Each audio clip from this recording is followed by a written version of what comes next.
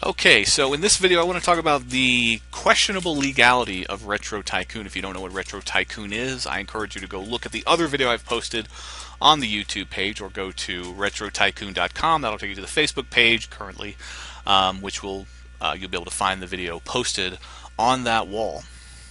So, as you probably know, or you should know if you've seen that video, we are using copyrighted content. I do not deny it in our game, and you're probably like a couple of other people I mentioned this to a couple of months ago, just kind of shaking your head saying, how could you possibly think you could get away with this? Nintendo is on a cease and desist rampage. But I do have reasons why I think they would allow this, because again, the thing is that almost anything you do involving any sort of franchise can be considered a copyright infringement. I mean, I'm actually going to give you some examples. I could even say that posting a game for sale on eBay can implicate you as well as eBay in copyright infringements. What it comes down to, what concerns Nintendo, Sega, whoever, is there confusion on who's making the product, and are you getting rich off of? Not that I would get rich off of this. There may be 10 people interested in this, but my point is, if you're making money, I guess I should say, if you're making money off of their franchises, which they don't. I mean, hell, GameStop doesn't exist without Microsoft or Sony or anything. But again, it comes down to sort of how you're using something. They're okay in some instances, and I do think that I'm going to give you some examples of other quote-unquote copyright infringements, things that are technically infringing on the copyrights, the copyrighted material, but they don't care about. And hopefully I can point out that there's some things out there that are pretty remarkable in terms of I'm shocked Nintendo hasn't shut them down, and hopefully they won't shut me down. But again, if they were to shut me down, my backup plan is we would create game parodies, game parody consoles, and then we'd have a set of mod tools where you could create and import your own games in there, and it wouldn't be it would be third-party stuff. And we see that all the time. I mean, we see mods in video games essentially that have copyrighted material. Have you seen Roblox? Look at all you search for Pokemon in Roblox, and I believe hundreds of versions come up. And there's people who make money off of that. There's people those are hosted by Roblox. I mean, how the hell does that exist? That's that's crazy, but yet that exists. So again, if push comes to shove, and look, I'm not a virgin when it comes to receiving a cease and desist, and I want to talk just for a moment about a little bit of what's the word? Dishonesty, I guess I would use that as a word. But Sega, if you remember when the guy had his Kickstarter shut down by Nintendo, the Visual NES Guide, which is a really cool book, he got shut down. I think they eventually worked it out, and Nintendo was okay with him releasing it, which is awesome. I know the Kickstarter showed that it was successful and everything, so hopefully that happened. I believe it did happen. After that happened, Sega of America, I'm pretty sure, they went on their Twitter and said that they kind of mocked Nintendo and said, hey, keep making great Sonic stuff. And that's just bullshit. I'm sorry, but I think it was 2013. I had made a little game called Shining Force Online, a little MMO based on Shining Force. Released it for free. Very very low player base. I was essentially doing it to work on an engine without having to build, having to do my own graphics, and then take that engine and say, look, now I want to do something original. But I was never even able to keep the game out long enough, because on Christmas Eve 2013, at about 5 p.m., I checked my email, and Sega has sent me a cease and desist. Their lawyer sent me it. They sent it, saying they told me I had 24 hours to make it disappear, or they would seek legal action. Even though I actually was being very uniform to their terms of service on their website, which would tell you exactly what you were and were not allowed to do. And the reason why they found out about it is because, like, a bunch of narcs on their website was just saying all this stuff about how I was infringing on their copyright. It's like, what the fuck do you care? Why is this such a, how am I hurting you? I couldn't believe the kind of shit they were saying on that website. It kind of pissed me off that there's such just. I mean, that's narc stuff right there. I mean, that's the fucking hall monitor at school that tells on everybody who's running. Like, you don't have to. You get nothing out of it. You're just being an asshole. And they told a lot of lies about it. Some people said I was selling it, and I'm like, no, it's free. I was selling other games. I was running other games, and I was actually building server software for people to run their own MMOs. I was selling that, and people were just lumping it all together, attempting to get it shut down quicker. I'm not even sure Sega looked at the game. At that point, I was just like, I don't want to deal with these guys. Fuck these guys. That's kind of how I felt, to be honest with you. I was pretty pissed off, and I haven't made a game since, to be honest with you. It bummed me out so bad at those gamers that just trashed it and all that stuff. And now I'm back making something else that people are going to narc on me for. But again, this is different because I can very easily remove the copyrighted material and bring in, do mods and stuff like that. And I have no problem doing that. I've actually done a bunch of them, which is actually pretty fun to do because I'm sitting here, I'm doing like crayon drawings of games and parodying the box art. It's actually pretty damn funny and pretty fun to do. And I would bring in people, say, hey, anybody who wants to do this, draw something funny, draw something ridiculous. Let's have it all. And I think people would have fun doing that.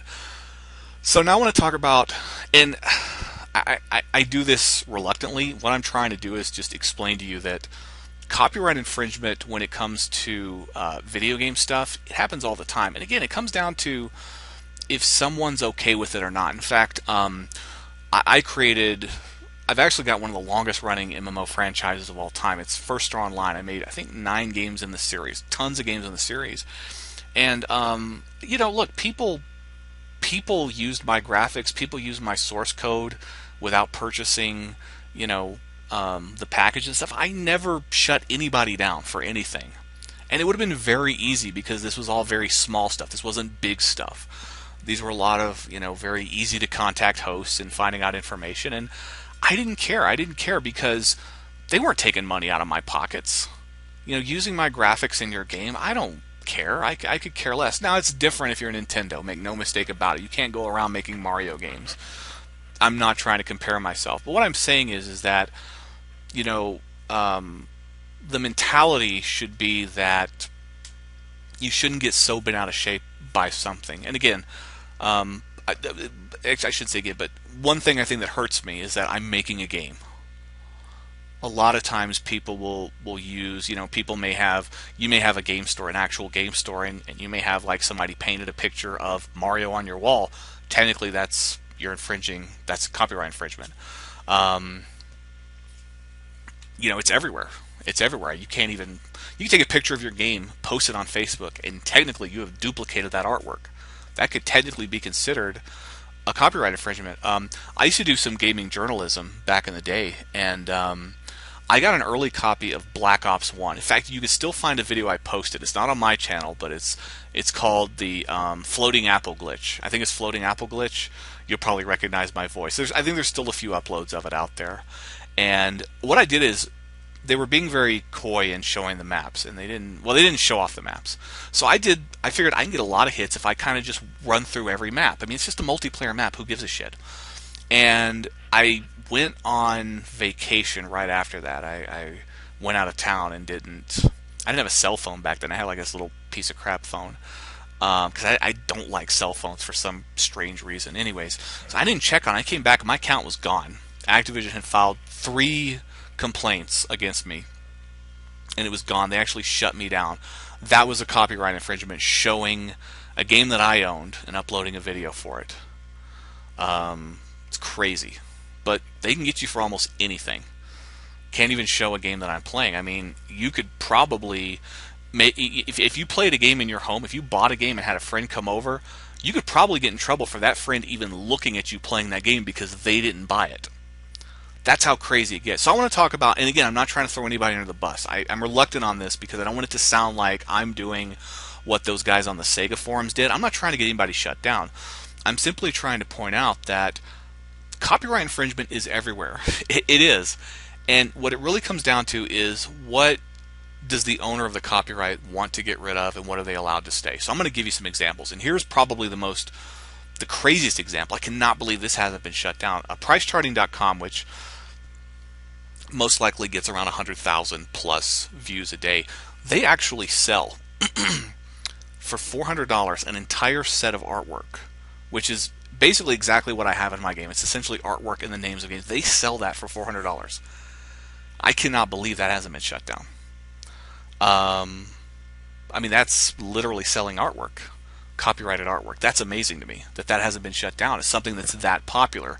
I mentioned Roblox, and there's Pokemon Tycoon, there's McDonald's Tycoon, there's Mario Tycoon, Nintendo. There's these. My kid plays this stuff, and I'm like, holy shit! How does all of this stuff stay in here? How does this not get shut down?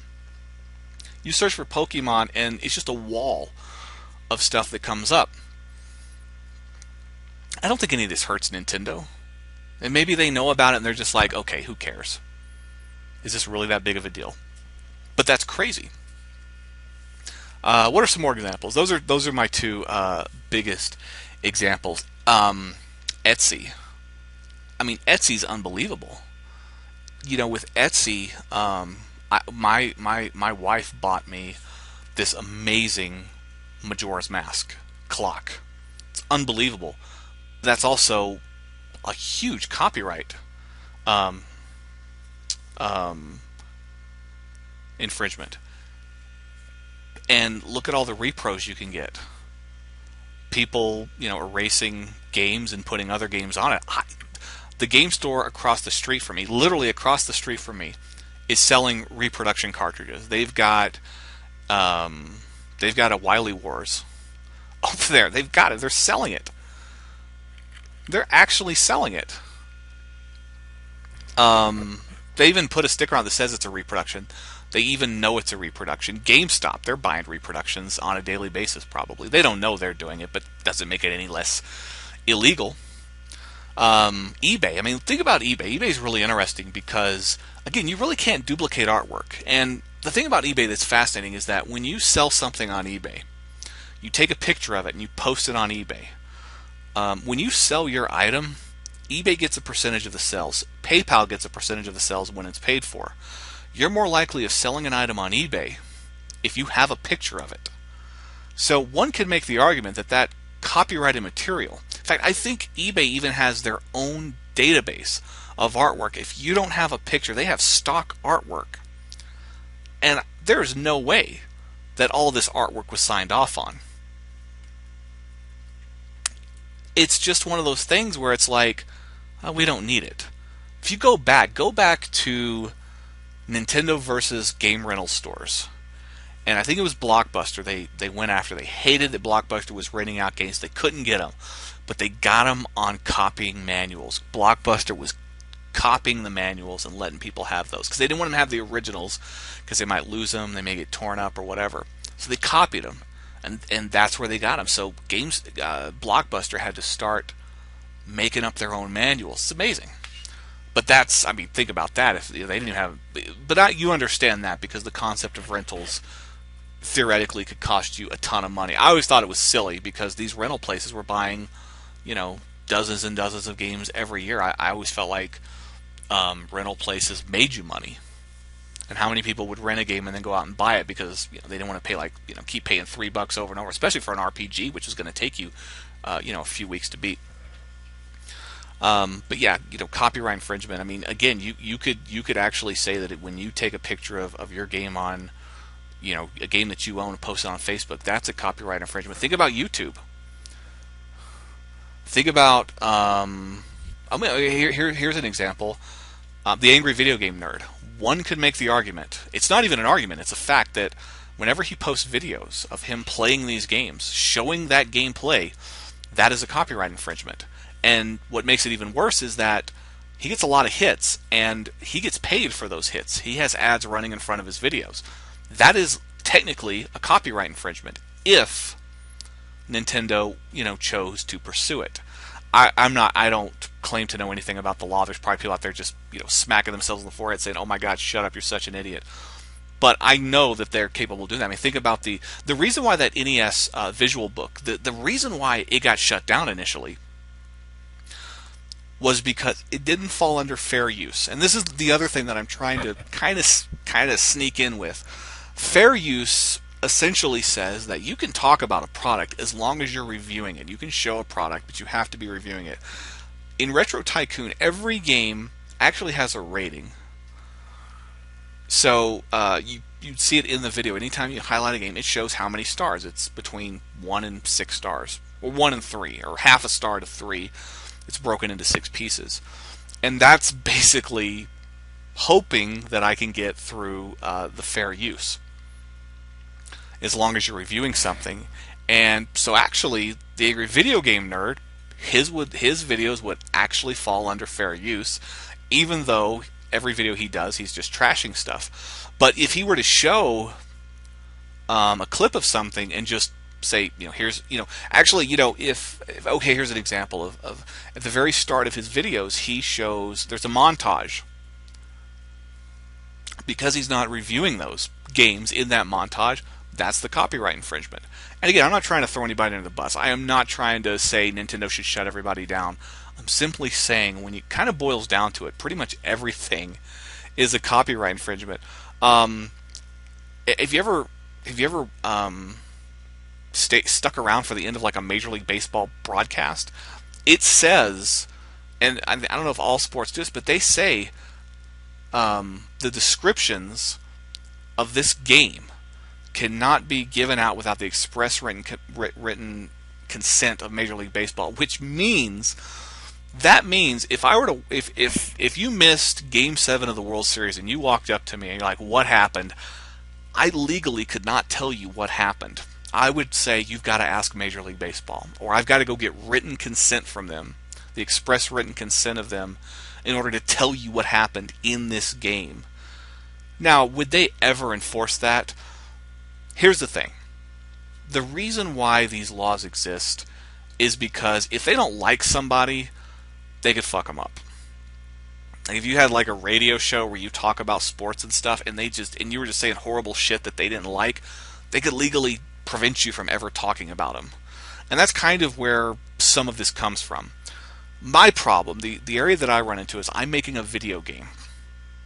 And the one thing that makes me feel like I may have a chance of releasing this with the games without having to do the modding is for 2 reasons. One, I am reviewing them. I am giving them a review. And I'll do a written review if I have to.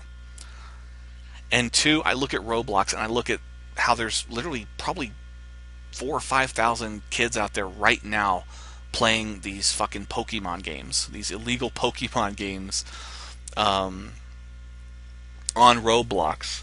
And I don't see, my game being but a tiny blip on the radar, and that being just a huge splotch on the radar. So I think it flies under the radar. I'm going to stop talking about radars now because I'm starting to piss myself off. I sound like an idiot. But again, my goal is not to throw anybody under the bus. I hope that's not what people are getting out of this. But yeah, reproductions, YouTube videos, Roblox, price charting, literally just selling artwork. These are all things that have existed and have been allowed to exist.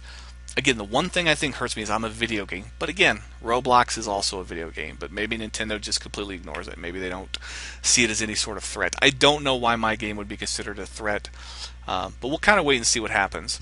So, as I said in the other video, let me know wherever you can. Facebook, comments, email me. Let me know what you think about this. It's something that I think could be a lot of fun. But again, I'm one person. This is the first time I've ever shown this game off to anyone.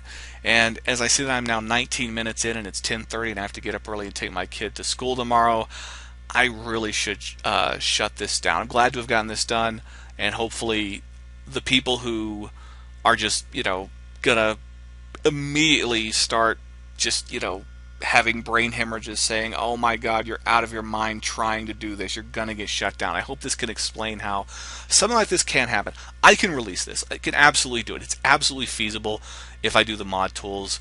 I hope I don't have to do that.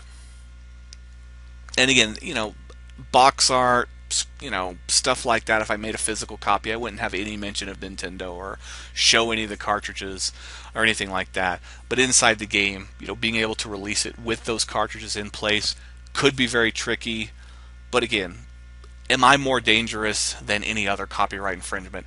That's what it comes down to. And it would be great to talk to Nintendo and kind of get some clarity on, okay, why do you allow this but you don't allow this?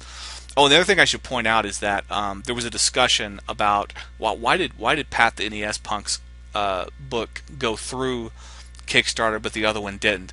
Because his was a book of reviews. That falls under fair use. And I'm kind of just tacking that on at the end so people kind of understand what's allowed and what isn't.